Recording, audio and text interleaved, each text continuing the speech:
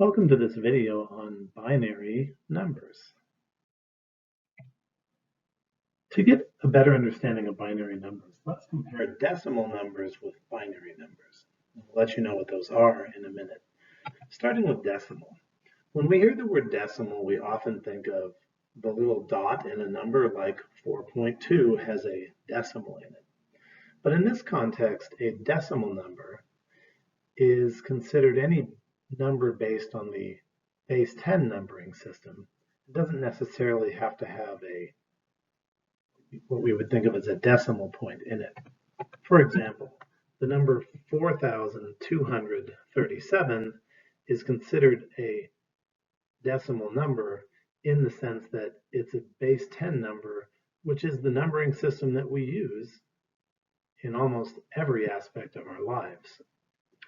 Before we get to binary numbers and what those are, I want to remind you of something from maybe middle school or earlier to just give you a broader sense of what we mean by place value. As we know, the 4 would be in what's called the thousands place. 1,000 is an important number in our decimal numbering system that we use in society because it's a power of 10. We all know this is the hundreds place. And 100 is also an important number because it's a power of 10. And as we know, this is the tens place, also a power of 10, of course. And we know this to be the ones place, which, believe it or not, is a power of 10. After all, 10 to the 0 power is 1. Again, I haven't gotten to what binary is, but to have a broader understanding of place value here will be important. So let's continue with this decimal number. When we think of 4,237, we tend to think of 4,000 plus 200 plus 30 plus 7. That's not really that much of a mystery. If we thought about where these numbers came from, they're multiples of the powers of 10. And this leads us to something called expanded form, which you've probably seen somewhere in your past math classes. It probably seemed strange when you had to write things in expanded form, because it may have seemed like an unnecessary writing out of symbols for such a simple number, but it does remind us what place value means. And that's important when we get to binary numbers. A binary number, rather than being expressed using digits from 0 to 9, which is what we use in our traditional decimal numbering system, a binary number is a sequence of digits all between 0 and 1. In other words, zeros and ones. Here's an example of a binary number. If I told you that I was going to give you some money, and you could either have the amount on the left side of the screen or the amount on the right side of the screen, how much money would you choose? I hope you wouldn't choose the one on the right, because as we're about to see, that only works out to $22. I'd much rather have $4,237 than $22. But let me show you how this binary number represents, in our traditional decimal numbering system, the number 22. Just like in the decimal system, we have a ones place. But each of the digits in a binary number system represents not powers of 10, like in the decimal system, but powers of 2. The ones place comes from 2 to the 0. We have a twos place, which may seem weird, which comes from the next power of 2. Then we have a fours place, which comes from the next power of 2. Can you guess what the next place value will be, where that 0 is to the left of the red arrow? If you guess the eighths place, you're right. That's the eighths place, which is the next power of 2, and this one is in the 16s place, which is the next power of 2, and so on, if the number were to extend further to the left. So just like in the decimal system, the binary system also represents place values. So what we can do, if we wanted to see how this number represented the traditional 22 in the decimal system, is simply write it out in expanded form. I'll pause while you look for patterns.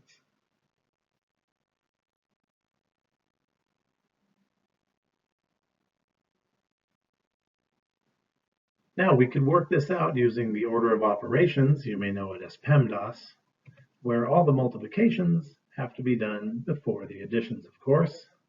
There's no mystery to that. And if we worked all of this out, it does in fact work out to 22. So the binary number 10110 represents 22 in the decimal number or the traditional numbering system.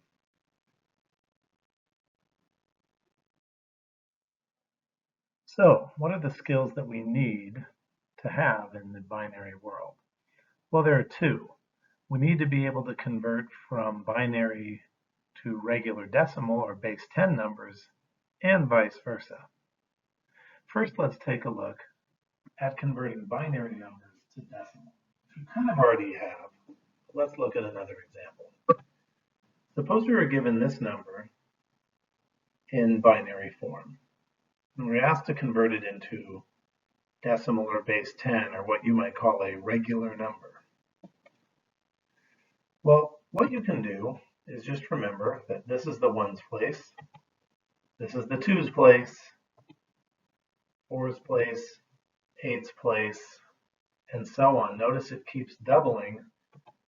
16's place, 32's place, and the 64's place.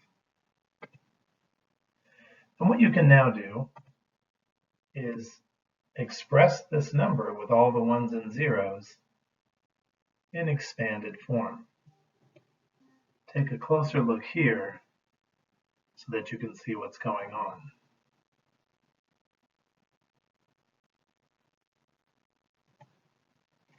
Now, once you do all of the multiplications,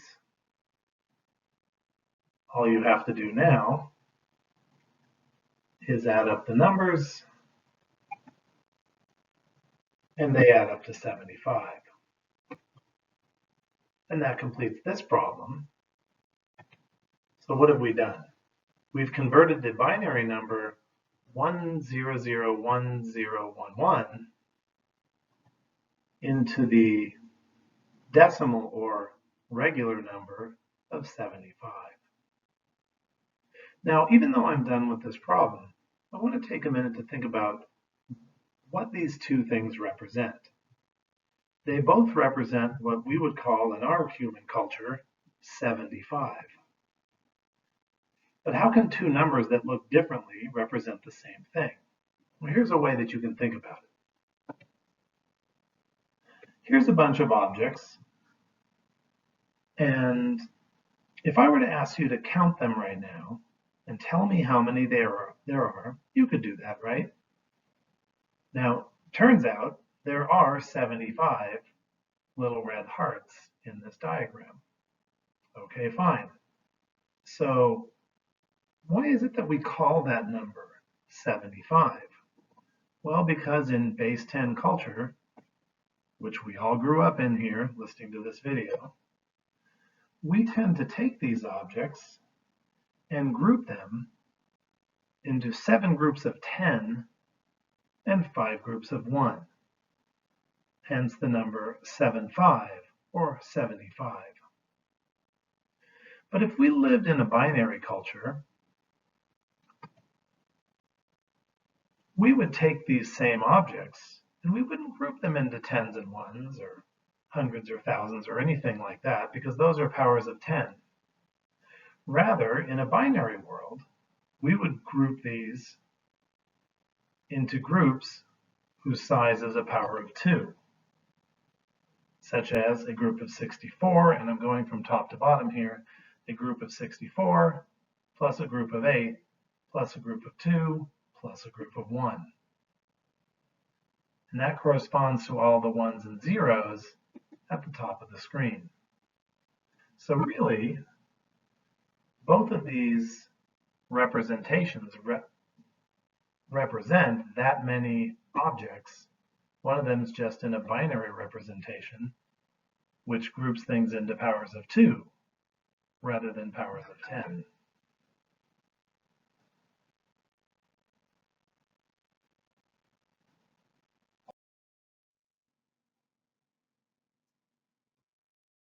Now let's take a look at the opposite kind of conversion.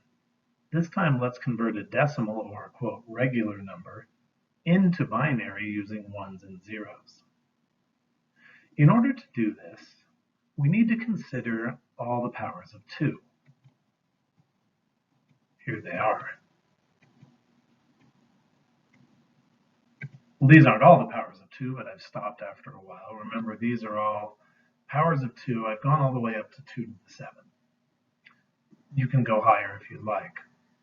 And what I do now is I ask myself the question, which of these numbers would add up to the number I'm trying to convert to binary? In this case, which of these numbers would add to 53? Because remember, we're trying to think of 53, or think of it as 53 objects, as being a bunch of smaller groups whose sizes are powers of 2, as you see here. So I want to know which of these numbers adds up to 53. I have some bad news for you.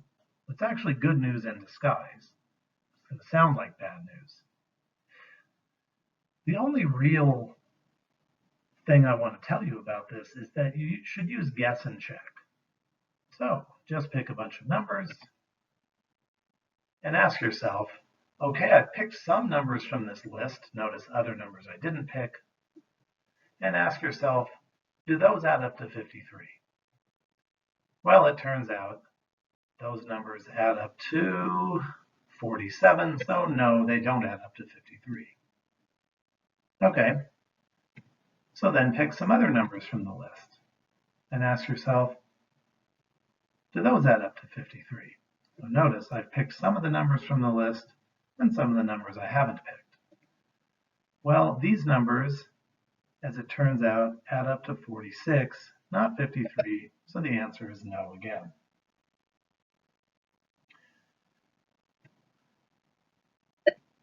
Then pick another set of numbers from the list and ask, does that add up to 53? No, those don't add up to 53. In fact, the presence of the 64 almost immediately alerts us to that. This kind of gives away the notion that maybe, look at the top of the list here, maybe I didn't need to consider any numbers that were bigger than 53, did I? But we're still left with the question, which of these numbers adds to 53? Now, eventually, you will figure it out. If I take these numbers from the list, they do, in fact, add up to 53. You might want to pause the video and confirm that just so you're mentally with me.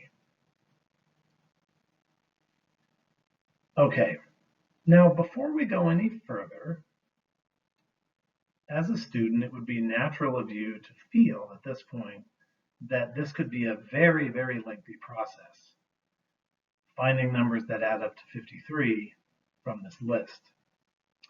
I could give you a more detailed step-by-step process to do this, but it's better for your brain, and I'm assuming you're a student in my class or you wouldn't be watching this, but regardless of whose class you're in, it's better for your brain to start out with guess and check, because what will happen in the process of doing many of these problems and feeling sort of lost in guess and check, your brain will develop some very nice shortcuts. Could I tell you what those shortcuts are? Sure. But they wouldn't mean as much to you, and they wouldn't last as long in your mind, and your brain wouldn't grow as much as if you were to figure out these cool little shortcuts yourself. So I leave that to you, the details to you, but ultimately your job is to find a set of numbers from this list that adds up to 46. And I found that sum, as you can see in the bottom right corner of the screen. Now, how does that eventually convert to binary? Well, one thing I like to do, the answer to that is yes, by the way, it does add up to 53. What I like to do is put in 0 placeholders for the numbers I didn't use. Notice I didn't use the 8, and I didn't use the 2.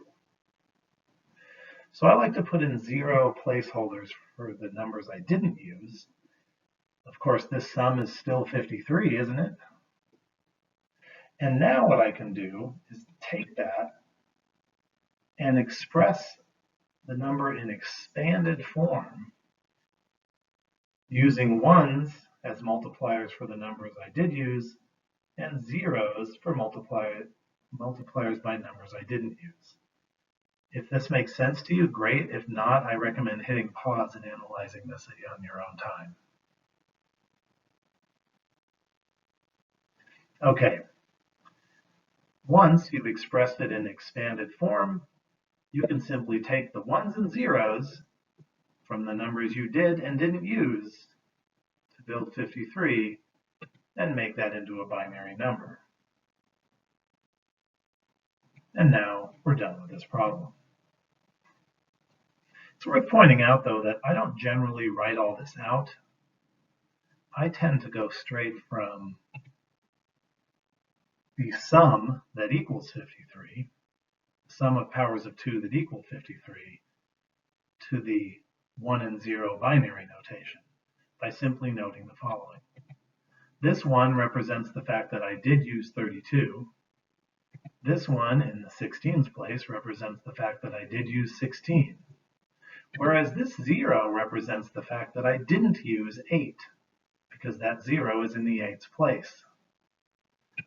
This 1 represents the fact that I did use the 4, and this 0 in the 2's place represents the fact that I didn't use a 2 in my sum.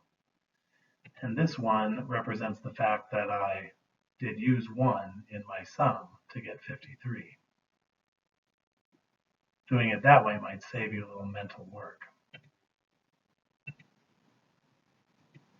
That completes not only this problem, but now that we've seen how to do conversions in both directions,